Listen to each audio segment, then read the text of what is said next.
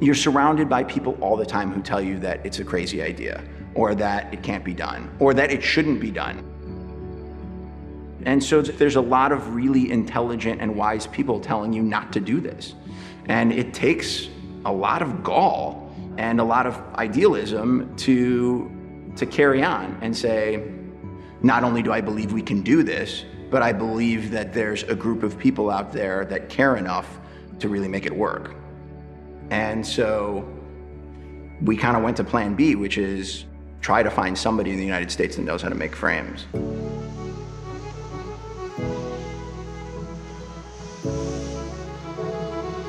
When we met Mark and Jason, we met them at a Vision Expo. They had a booth that said Made in USA.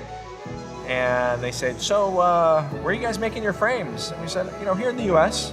And they're like, yeah, but where? And we said, in our factory. And they're like, come on, where are you really making these frames? And we said, in our factory. We thought that what we would see when we went out to Ventura was like just guys taking sticks and circles and like taping them together and then marking Made in the USA. But the quality that they were producing was really impressive, and so we knew that these were the guys that we needed to partner with.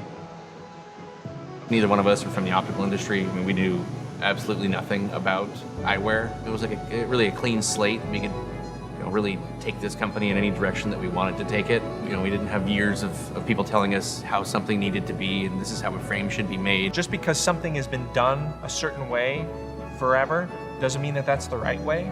So we said, okay, if we're gonna do this, we have to do this a different way. We have to kind of reinvent this. The industry had left America 20-some odd years ago, and there was no infrastructure here, no skilled labor, no equipment. We then had to set out on trips around the world to try to find that equipment. Literally had to get on a plane, travel to the deepest, darkest corners of the world, get in a cab, go down these alleys, knock on a steel door, and hope they made this thing that you're looking for. When it came time to name this collection, the idea behind naming it after my dad was clearly an honor to him.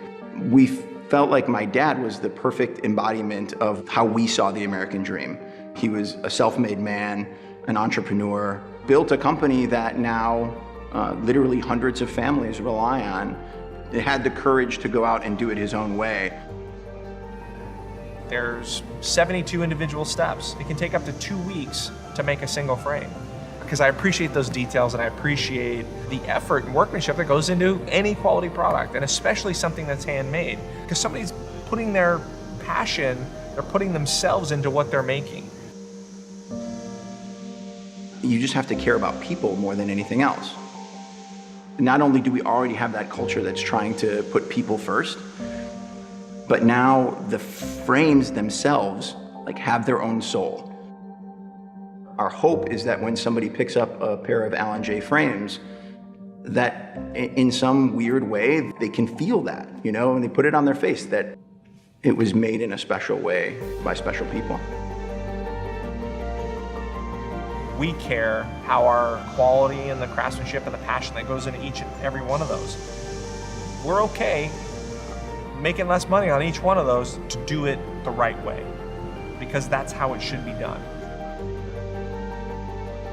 We're part of a small but growing group of companies that think that same way, and we're really proud to be a part of that.